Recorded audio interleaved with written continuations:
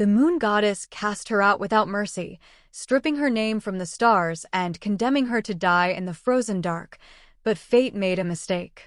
Because the girl she erased carried a secret power so forbidden that even the gods feared it.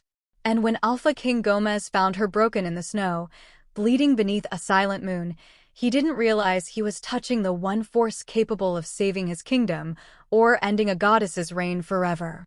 She whom the moon goddess erased. The night Seraphim was born, the moon did not shine the way it should have. Elders would later whisper that the full moon fractured for a single heartbeat, not cracked, not broken, but hesitant, as though the heavens themselves were unsure whether to allow her into the world. No thunder followed. No blessing descended. Only silence, deep and watching. Seraphim was born small, quiet, and unnervingly calm. Her eyes opened too soon, reflecting silver light like still water. The midwife felt it instantly, a pressure in her chest, a warmth that did not burn but commanded. She pulled her hands away in fear. "This child," she whispered, "does not belong to fate." From that moment on, Seraphim's existence unsettled the pack. As she grew, it became clear she was different, not violent, not ambitious, not cruel like cursed wolves were said to be. She was gentle. Too gentle. She spoke softly, healed instinctively, and had a way of calming even the most bloodthirsty wolves with a single touch. Wounds closed beneath her fingers. Pain dulled when she stood near. Wolves who should have died, lived. And that was the problem. The moon goddess had already written their deaths. Seraphim did not understand laws written in the sky. She only understood suffering. When a hunter's child was crushed beneath a fallen tree, Seraphim knelt in the mud and cried until her hands glowed faint silver, and the child breathed again. When rogue attacks left pups torn and bleeding, Seraphim stayed awake through the night, pouring her strength into bodies the elders had already prepared for burial. Each miracle echoed upward. Each life saved pulled at threads the moon goddess had carefully woven. The elders warned her, begged her to stop. "You are interfering with balance," they said. "You are stealing from destiny," they said. "You will bring the goddess's gaze upon us," they said. Seraphim listened, but she could not obey. How could mercy be a sin? The answer came beneath a blood-red moon. The sky darkened without clouds. The air turned cold, sharp enough to draw breath from lungs. Wolves dropped to their knees as divine pressure crushed the land. And then she descended. The moon goddess did not roar. She did not rage. She looked upon Seraphim with disappointment. "You were not meant to awaken," the goddess said, her voice like distant bells over graves. "You are imbalance given form." Seraphim fell to her knees, trembling, her heart breaking beneath the weight of divine judgment. "I only saved them," she whispered. "They were suffering. They were meant to die," the moon goddess replied. A divine trial followed, not one of evidence, but of authority. The moon goddess accused Seraphim of rewriting fate, of weakening the boundary between life and death, of wielding power not granted but claimed. "You're an abomination of mercy," the goddess declared. "And mercy has no place in the design of the world." Seraphim was not struck down. Death would have been kinder.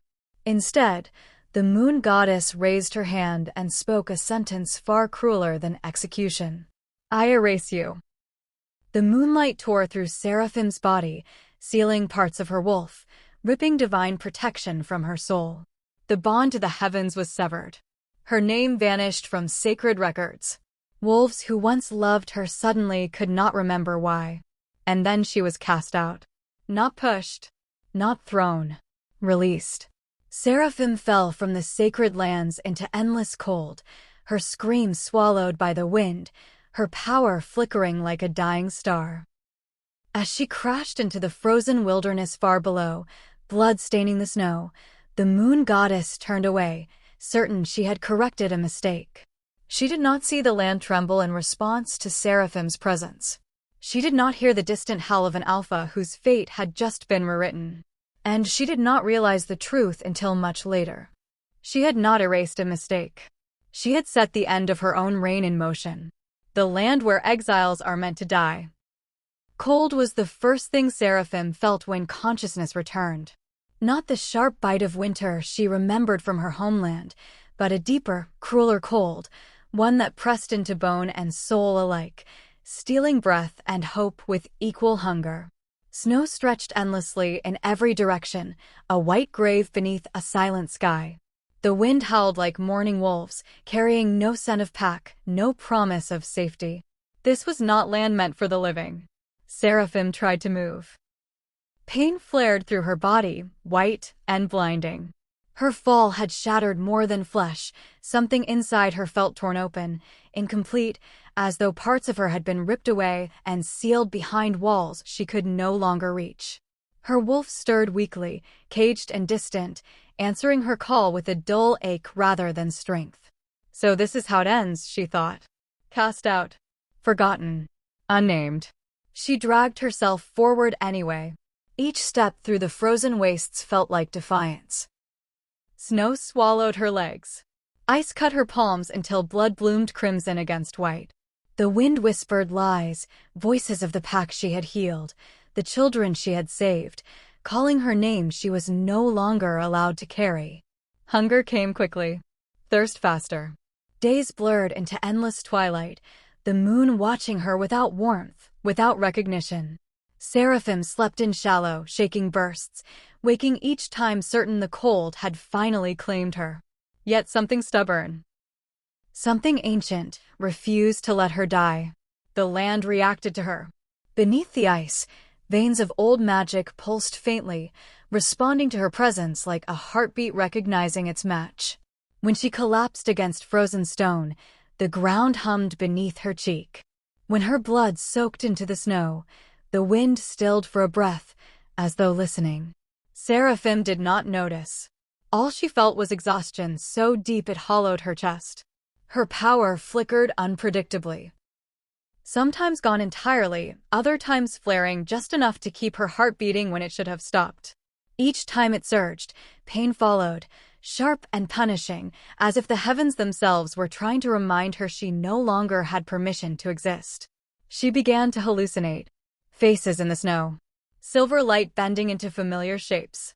The moon goddess standing just beyond reach, watching with cold satisfaction as Seraphim fell again and again. At one point, Seraphim laughed. A broken sound torn from her throat, because even her nightmares had not bothered to kill her. She staggered onward until her body finally gave up. Her knees buckled. The world tilted. The sky spun. Seraphim collapsed face first into the snow, breath shallow, heart fluttering like a trapped bird. Blood stained the ground beneath her, warmth seeping away far too quickly. Her eyes burned as she stared up at the pale, uncaring moon. "Is this balance?" she whispered. "Is this mercy?" No answer came. What Seraphim did not know was that her blood had crossed an invisible boundary. The frozen wastes were not unclaimed. Far away, deep within a powerful northern territory, wolves lifted their heads in unison. Howls rippled across the land, uneasy, confused, drawn by a presence they could not name. Wards carved into stone trembled. Ancient symbols glowed, then faded. And in the heart of that land, Alpha King Gomez felt it. A sudden pressure crushed his chest, stealing breath. His wolf surged violently, not in pain, but in recognition. An aura unlike anything he had ever sensed tore through his territory, vast and wounded, like a fallen star screaming against the earth. Gomez gripped the edge of his war table, pulse hammering. "What in the goddess's name was that?" he muttered. Back in the snow, Seraphim's vision dimmed. The world narrowed to a pinpoint of light. Her fingers twitched uselessly against the ice as the cold finally began to win. She closed her eyes. And somewhere far away, an alpha mounted his horse and rode straight into the storm, unaware that the exile he was about to find would change the fate of gods and wolves alike. The Alpha King who was dying. Alpha King Gomez had faced death on the battlefield more times than he could count. Blades, claws, poison, war, none of them had ever truly frightened him. An Alpha was born knowing that death might come screaming one day, and Gomez had made peace with that long ago. What he had not prepared for was this slow, humiliating unraveling, the kind that happened in silence, behind closed doors, where no enemy could be fought. It had started 7 years ago. A wound delivered by a rogue beast during a border war, a slash too deep, carrying a curse older than the packs themselves. The healers had sealed the flesh, but the poison in the magic had lingered, sinking into his wolf like rot in bone. At first, it was nothing more than fatigue. Then pain. Then nights where his wolf refused to surface at all. Now, his strength was fading. Gomez ruled from the high seat with an iron expression, his shoulders broad, his presence commanding. The pack saw a king untouched by weakness. They did not see him wake choking in the night, claws digging into stone as he fought to breathe. They did not hear his wolf whimper in the dark, its once mighty growls reduced to fractured echoes. The moon goddess had gone silent.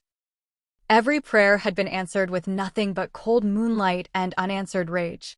Healers had tried everything, sacred herbs, blood rites, forbidden chants whispered in fear. Nothing held. Nothing cured. Each ritual only delayed the inevitable.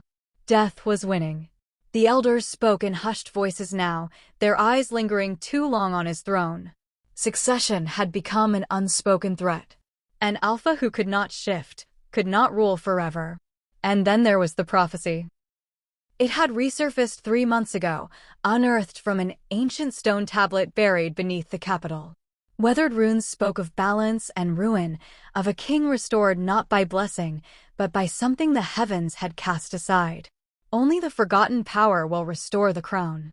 Gomez had crushed the tablet beneath his palm when he read it. Forgotten power was a myth. A story meant to comfort dying kings.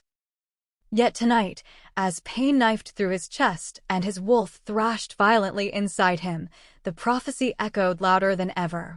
That was when it happened. A pressure unlike anything he had ever felt slammed into the territory, vast, wounded, and unmistakably alive. The wards flared along the borders. Wolves across the land froze mid-motion, hackles rising, instincts screaming. It felt as though something massive had fallen from the sky and torn a scar straight through the earth. Gomez staggered. His wolf surged forward with a strength it had not shown in years, howling in recognition and agony all at once. The pain vanished, not healed, but overshadowed by something far greater. "Find her," his wolf rasped. Gomez clenched his jaw, breath ragged. He did not know who her was. He only knew that ignoring the call felt like death itself. He turned to the guards. "Prepare my horse." The command drew shocked looks. "Your Majesty, the storm." "I said prepare my horse." The alpha strapped on his cloak, ignoring the tremor in his hands, ignoring the weakness clawing at his lungs. Whatever had entered his land was not an enemy. His instincts, battered and failing as they were, had never been clearer. This was fate. As Gomez rode into the howling blizzard, pain chased him, but something else rode alongside it now, hope. Fragile. Dangerous. Impossible. Far away, beneath layers of ice and blood-stained snow, Seraphim's heart fluttered weakly, unaware that the alpha she was destined to save was racing toward her through death itself. The moon goddess watched from the heavens, her expression tightening, sensing a thread she thought severed begin to pull once more. And for the first time in centuries, she felt unease. The girl buried in the snow. The storm should have swallowed her whole. Snow fell so thick it blurred the world into white nothingness, the wind screaming like a warning meant to turn even Alpha's back. Gomez pushed through it anyway, guided by an instinct he no longer questioned. His wolf strained toward the pole, every step sending fire through his weakened body, yet the closer he drew, the stronger that pull became. It led him to a hollow between jagged rocks. At first, he thought he was looking at a fallen tree. Then the shape shifted beneath the snow, and the land seemed to hold its breath. Gomez dismounted slowly, heart pounding. There, half buried in ice and blood, lay a girl. No, not a girl. A presence. Even motionless, even broken, she radiated something vast and aching, like a star buried beneath the earth. Her hair was frozen into silvered strands against her skin. Blood stained the snow beneath her chest. Her breath came in shallow, uneven gasps, each one sounding like it might be her last. His wolf surged violently. Mate. The word hit Gomez like a blow. He staggered back, disbelief clawing through him. That was impossible. He had not felt a bond awaken in years, not since his curse began to eat away at him. And yet, standing before this half-frozen stranger, his wolf was awake, alert, desperate. Gomez knelt. The moment his glove brushed her skin, pain exploded through his chest, sharp, searing, then abruptly, gone. The constant ache that had haunted him for years retreated, stunned, as if something greater had taken its place. The girl's eyes fluttered open. Silver flooded the storm. Seraphim stared up at him in terror, her gaze darting to the markings of his cloak, the insignia of an alpha. Panic surged through her fragile body, her hand clawing weakly at the snow as she tried, and failed, to pull away. "No," she rasped. "Please." "I didn't mean to." Her voice broke. She could not finish the sentence. Execution. Judgment. Chains. She had lived them all in her mind since the moon goddess cast her out. Gomez froze. He had expected fear. He had not expected surrender. "You're safe," he said, the words leaving him before he could stop them.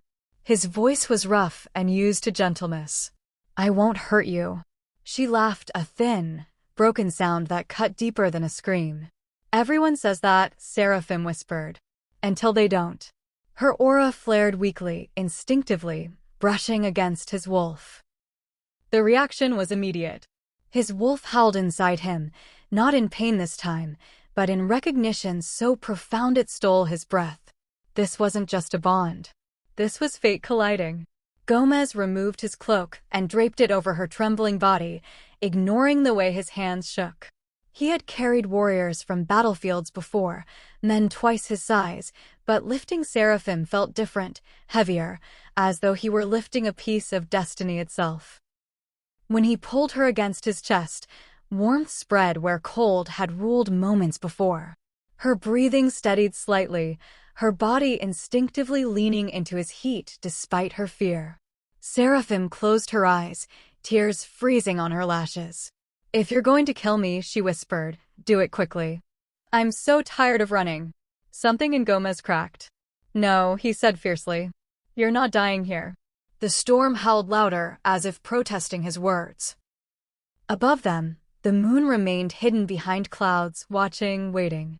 As Gomez carried Seraphim through the snow toward his territory, neither of them noticed the subtle shift in the air, the ancient magic beneath the land awakening fully now, responding to her presence.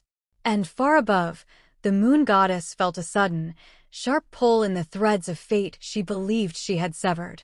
Her exile had been found, and nothing would ever be the same again. Crescent Moon Chapter 5. The secret the moon goddess feared. Seraphim did not wake screaming. She woke to warmth, real warmth, the kind that sank into her skin and stayed. For a moment, confusion wrapped around her mind like fog. There was no ice beneath her cheek, no wind clawing at her lungs, no divine pressure crushing her ribs. She opened her eyes slowly.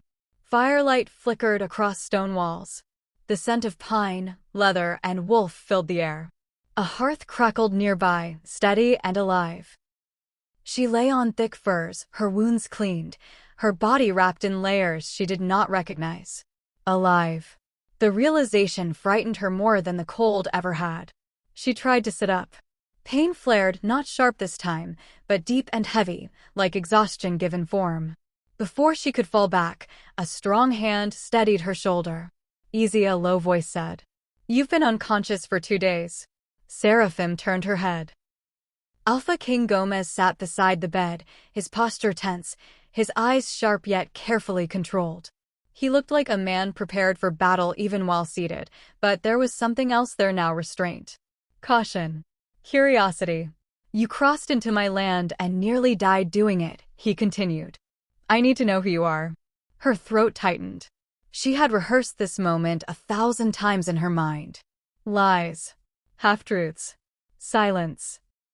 Any of them might keep the moon goddess from noticing her again. My name doesn't matter, she said softly. I'll leave as soon as I can stand. That won't be happening, Gomez replied. His wolf stirred, strong, alert. Too strong. Seraphim felt it immediately, brushing against her senses like a living flame. Her eyes widened. You're cursed, she whispered before she could stop herself. The alpha stiffened. Few knew. Fewer dared say it aloud. Seraphim pressed her hand to her chest, breath quickening. The bond tugged, incomplete but undeniable, and with it came understanding. His pain. His weakening wolf. The slow march toward death he hid behind a crown. I can help you, she said, fear threading her words. But if I do, the moon goddess will feel it. Silence fell heavy between them. Gomez studied her carefully. How? Seraphim closed her eyes. Because she cast me out for this power, she whispered. Life-binding moon healing. The words felt dangerous spoken aloud. She extended her hand hesitantly, silver light flickering weakly at her fingertips. The air thickened. The hearth fire bent toward her as if drawn by gravity. Don't, Gomez warned, even as his wolf surged forward. Her fingers brushed his wrist. Agony exploded. Gomez gasped as his wolf screamed, fighting, thrashing, then abruptly went still. The pain that had gnawed at him for years recoiled, shrinking beneath something vast and commanding. The silver light brightened. Seraphim cried out, collapsing forward as the power surged beyond what her weakened body could handle. Memories not her own flashed through her mind, ancient moons, forgotten laws, a goddess's fearful gaze. She tore her hand away, gasping. The silence afterward was deafening. Gomez stared at his palm, flexing his fingers in disbelief. His wolf was calm. Whole. For the first time in years, it did not feel like it was dying. You didn't heal me, he said slowly. No, Seraphim replied weakly. I bound your life back to itself. Realization dawned in his eyes, sharp and dangerous. That's why she feared you. Seraphim nodded, tears sliding down her temples. She doesn't control life. She only oversees death's timing. What I do removes her from the equation. Outside, thunder. Thunder rolled though no storm brewed. Far above, the moon goddess stiffened as something brushed the edge of her awareness, a familiar signature she believed erased. Her fingers curled into her palm. The exile still lived. And worse, her power was awakening. The halls of Gomez's keep were quiet that night, but the silence was sharp, almost dangerous. Every torch flickered as if responding to something beyond the ordinary, something Seraphim could feel in her bones. She moved carefully, still weak from using her life-binding moon healing on the alpha. Even so, every step she took carried a power that had been dormant for years, a power the moon goddess had feared. Gomez followed her silently, his presence enormous and grounding, like a shadow that refused to let her fall. His eyes, sharp and golden in the dim firelight, studied her with an intensity that made Seraphim shiver. She had expected chains, accusations, or divine punishment, but not this. This unspoken protection that burned through his gaze. You're not leaving, he said simply, breaking the tension. His voice was calm, but every word carried the weight of command. Seraphim's lips parted, but she could not speak. How could she? She had been cast out, erased, abandoned by the goddess herself. Who was he to claim her now? Gomez knelt beside her, placing a hand over hers. She felt the bond between them pulse, subtle yet undeniable. It was not complete, not yet. But the flicker of fate had begun to ignite, and neither of them could deny it. I don't care what the moon goddess says, Gomez continued. You're under my protection now. Seraphim's heart skipped a beat. The words were simple, but the defiance behind them was revolutionary. An alpha publicly declaring a rejected exile under his protection was unheard of. Dangerous. Provocative. And utterly forbidden. You can't do this, she whispered, fear threading her voice. If she knows. She already knows I don't care, Gomez interrupted. His wolf stirred violently inside him, roaring silently at her presence. I'll kneel to no goddess, Seraphim. Only to you. The air between them crackled. Seraphim's fear battled with a flicker of hope that had been all but extinguished over the years. She wanted to believe him. She needed to. Their first attempt at closeness was tentative. Seraphim healed Gomez again, carefully touching his wounded shoulder as her power flowed into him. The moment was intense. Energy flared and shadows shifted around them, reacting to her presence. It was exhausting, but each pulse of magic deepened the bond that neither of them fully understood. "You're giving too much," Gomez said, voice low and steady. His wolf growled, protective and possessive. "Don't hurt yourself for me." "I can't stop," Seraphim replied, tears in her eyes. "I've never known how not to help." He reached for her, finally, and held her face gently, commanding her attention. "Then I'll protect you. Every moment, every breath against anyone who dares touch you, even the gods." The bond flared stronger. Celine's power surged, intertwined with the Alpha's wolf, creating a force neither had fully realized.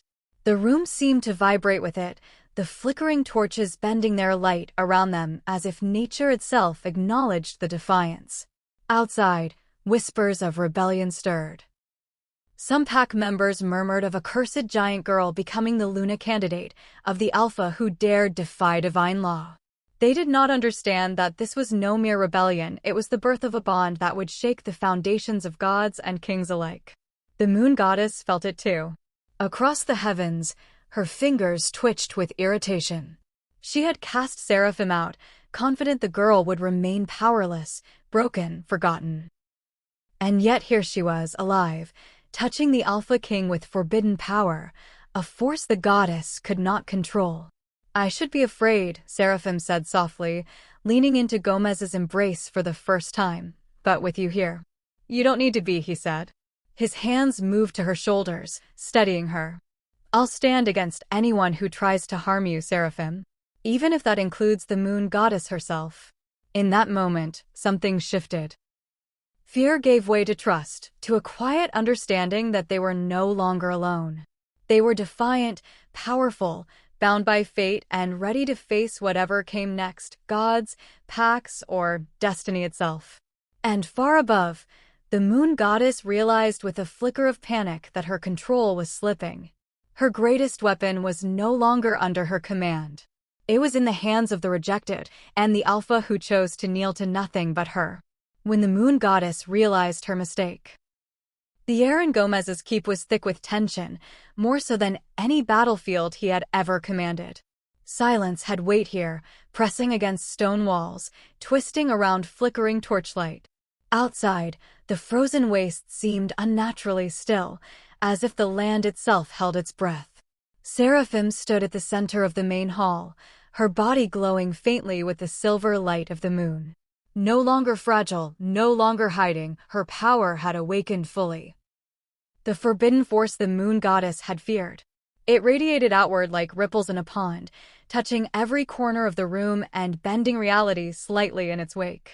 The bond between her and Gomez pulsed with intensity, and for the first time, the Alpha King no longer felt the ache of his cursed wolf. The pack had gathered hesitantly, whispering among themselves, their eyes wide with awe and fear. They had doubted her, rejected her. Yet now they saw the impossible truth. Seraphim's aura dominated the hall, and she was alive, untouchable, magnificent. Gomez stepped forward, placing a hand gently on her shoulder. His wolf stirred beside her, no longer weakened by the ancient curse, but roaring with strength and loyalty. He met her gaze, golden eyes steady and unwavering. "She was cast out to die," Gomez said, voice carrying to every corner of the hall. "And yet here she stands. Stronger than any of us, stronger than the gods themselves." Seraphim's silver eyes met his, and in that instant, every fear, every doubt, every whisper of the past melted. She had been abandoned, hunted, erased by divine will. But she had survived. She had grown. She had become a power no mortal and no god could ignore. High above, in the celestial heavens, the moon goddess's gaze snapped toward the world below.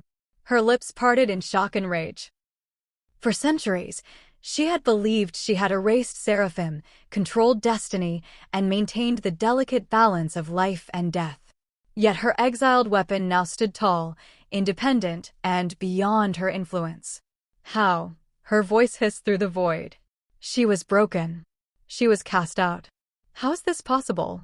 Lightning crackled in the heavens, thunder rolled across distant mountains, but the land below did not falter. Seraphim's power was not a force of destruction, but of restoration and defiance. She did not merely exist, she commanded, and with her presence, the natural order began to realign itself, not according to the goddess's plan, but according to her own will. Gomez stepped closer, kneeling slightly, not in submission to the moon goddess, but in reverence to Seraphim. "We face the gods together," he said. "Whatever comes, we will not bow." Seraphim's heart thudded fiercely. For the first time, she felt no fear. For the first time, the years of exile, of cold, of rejection, felt justified because every step of suffering had led her here.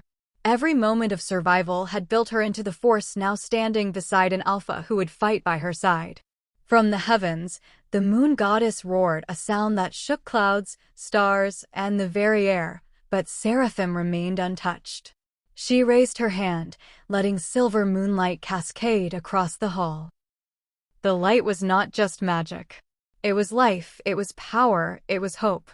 And in that moment, the goddess understood the truth. The exile had been a mistake. A fatal one. Seraphim had not merely survived. She had risen. Gomez took her hand, and together, their bond flared brighter than ever. Every wolf in the hall bowed in recognition, not of the Alpha, but of the Luna who had been cast out and returned as a power beyond the divine. The moon goddess recoiled, realizing too late that her greatest weapon was no longer hers. She could command storms, light, and fate itself, but she could not command Seraphim. The hall trembled as silver light coiled through every corner, wrapping around the Alpha and the Luna alike, sealing their bond, and declaring to the heavens that the rules had changed. And far above, in the silent void, the goddess's power faltered for the first time. Her exile had become her downfall. She was cast out to die, but she rose as the power that could end a goddess. The frozen wastes themselves seemed to pulse in agreement. A new era had begun, one in which gods would tremble, alphas would rise, and the rejected would no longer be silenced. Seraphim's journey, once defined by exile and fear, had finally reached its apex. She was no longer the girl the moon goddess sought to erase. She was destiny incarnate, and the world would bend to acknowledge it. Alpha King Gomez found her at dawn. She lay half buried in snow, blood frozen into dark petals around her body, breath so shallow it barely disturbed the air. Any other wolf would have been dead hours ago. Yet the moment Gomez stepped closer, the land answered her, the wind stilled, the ice beneath his boots hummed, and his wolf fell silent in awe. When he touched her, the world shuddered.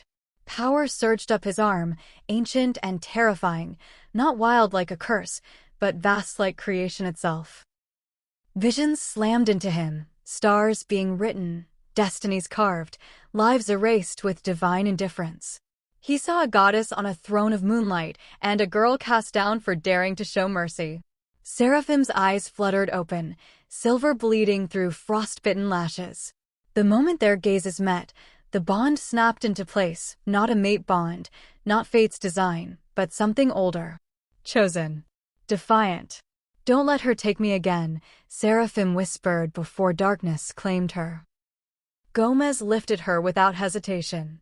Behind him, the frozen wastes cracked. Above them, the moon dimmed.